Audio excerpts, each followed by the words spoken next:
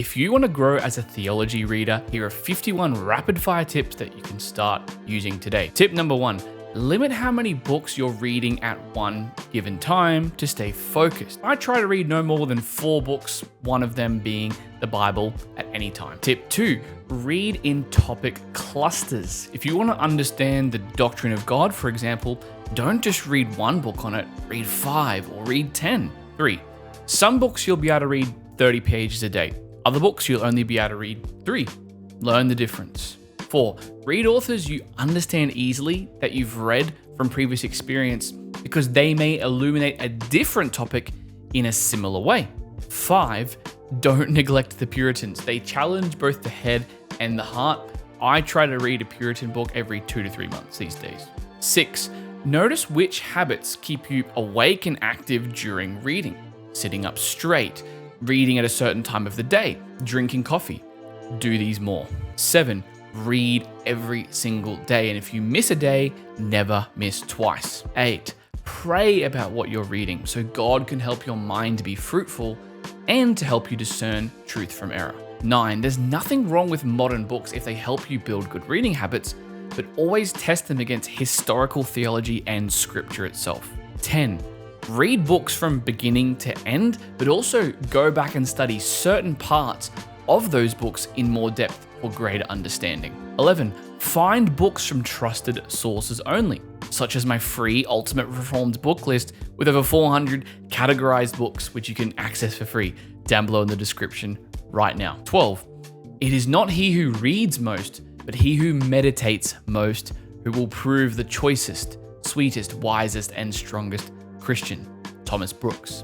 13, put bad books down. Don't look back and move on.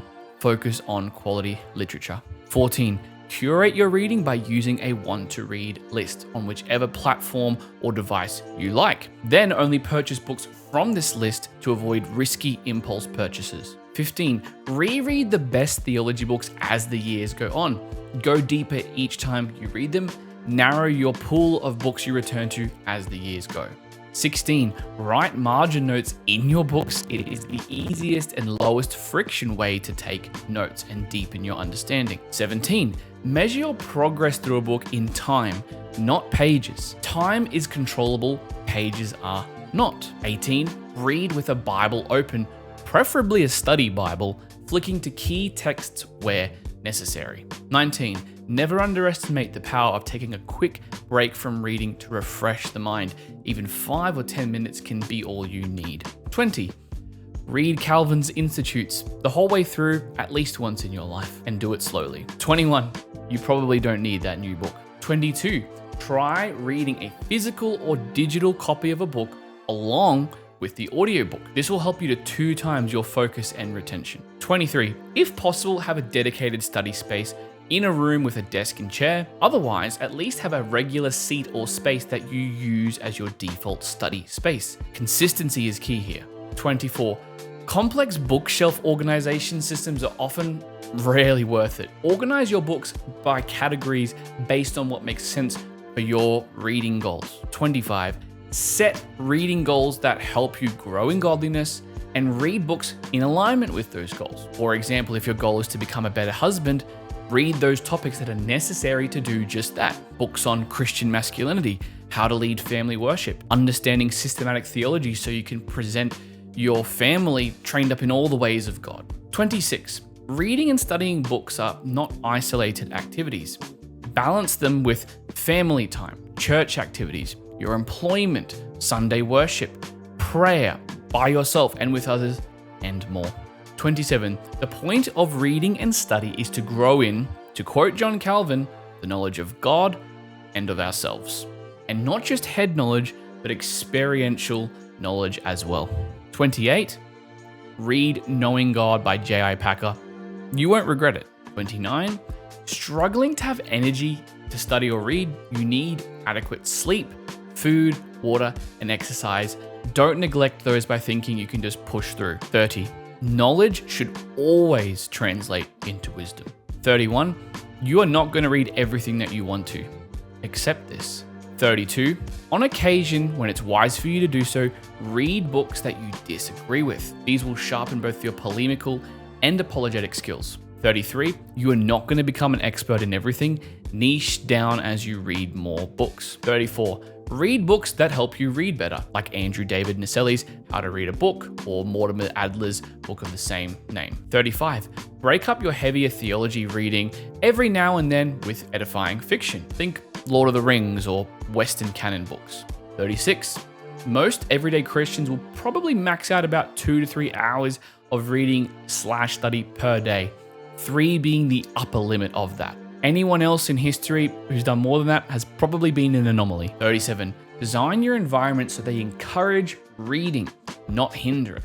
I call this typographic environment design. Put away distractions, move your TVs out the way, and place books to encourage reading. 38, you should read the historic, creeds, confessions, and catechisms. 39, be wary of books that introduce historically novel ideas.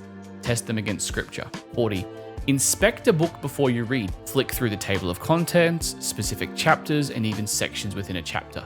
This is so you can get a general idea of the book and also to help you avoid a potential bad read and also understand the big picture before you do read the book. 41, some books are simply not worth listening to as an audiobook. You need to read it physically or digitally with the print in front of you. 42, read Spurgeon. Even if it's difficult at first, you won't regret it. 43, slowly read more and more each time every single week. If your reading habits aren't consistent, however, try maintaining your current daily habit and then increase once you're doing that consistently for 1 week in a row. 44, if your study life becomes overwhelming, strip it back just to the Bible for at least a period of time. 45, read in your study space, but also get used to reading on the go. Taking a book with you everywhere will simply double your reading output. 46, read not to puff yourself up, but to be built up in the faith. 47, we have the greatest access to theological works than any other time in history. Remember that. 48, read books that bleed the Bible, being rich in scripture references. 49, plan ahead of time which books you intend to read. I usually plan out 12 weeks worth of reading in advance. It's a good balance between able to be flexible and to see where I'm going. Number 50, be flexible with your reading. Change your plans if other important books do come up that you should read earlier. 51, you probably should have been reading a book instead of watching this YouTube video, right? I hope these 51 rapid tips edified you, encouraged you. I could add a 50-second tip. If you want more holistic study systems that are gonna help you build good habits, and then take that knowledge and transform it into godly wisdom that you can apply to the spheres of life God has entrusted you with, I highly recommend you sign up for Homegrown Theologian. It is my one-stop shop, complete system, one-time enrollment, and you'll get everything. Check it out in the description for more information. Again, remember to grab the Ultimate Reformed book list for free down below in the description. And until next time, God bless.